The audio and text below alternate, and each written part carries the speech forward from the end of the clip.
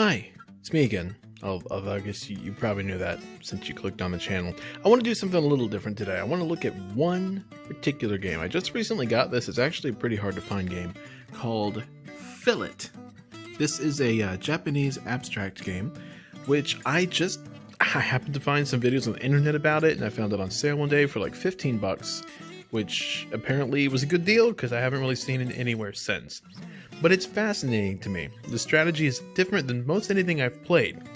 Think about it almost like you're playing one of those puzzles where you're trying to fill in all of the boxes, but in this case you're trying to put all your color chips down. All 25 on the board. But the problem is, so is your opponent. Now, you may say that sounds pretty simple, and it is, but there's some other parts to it which make it interesting. One of which are these stones. See, on your turn, I'll just do an example. Let's say I move this in a straight line.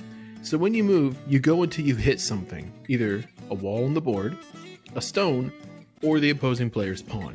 So let's say I decide to go this.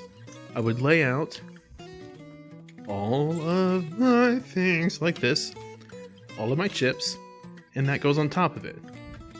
But I get to move any one of my red stones. So for example, let's make this a little interesting. Let's move them around. Let's say that we've been playing for a little bit, and that goes there, that goes there. Yeah, it's been a few turns. This is just an example. So you can move your stone in one direction any way.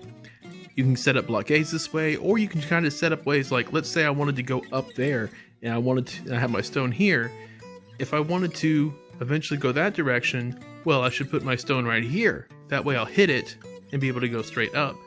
But one of the neatest things you can do is the stone can swap with anything next to it, whether it's your pawn, the opposing player's pawn, or another player's stone. So, let's say I moved up there, and on the end of my turn, I could do this little maneuver right here, and the next turn, I'm free to go up or down. So you can really mess over, I have messed over other players' moves that way by, let's say, he's getting ready to go either direction that way. On my turn, at the end of my turn when I move my stone, I go, but what if you were trapped like that? So it's absolutely fascinating the strategies you can go through. Also, the fact that you can just recapture over top of the other tiles, I find interesting. So they can undo all your hard work.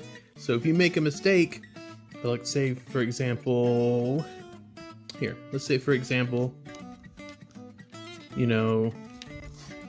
blue stone was here, and let's say for example I set this up like that and wasn't paying attention. Well, at the start of their turn, they could swap their blue stone with that, then move down through here, and boom, they've taken out 2 of my reds, which will go back to me.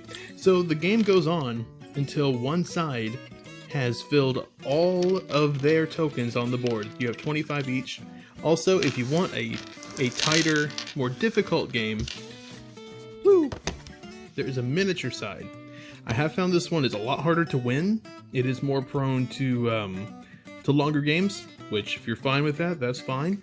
It comes with this nice rulebook here, and it has recommended setups. It also has a team game if you want to do teams, or if you don't want to do red-blue, you can also use these green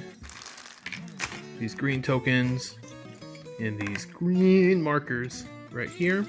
But there is a two team games I'd like to try at some point.